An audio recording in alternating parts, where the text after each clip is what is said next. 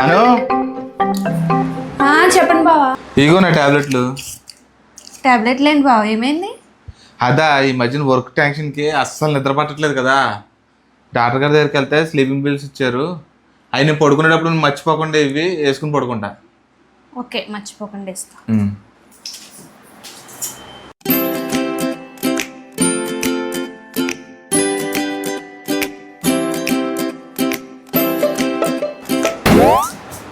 ఈ నేటి కొడుకుంటుపోయారు.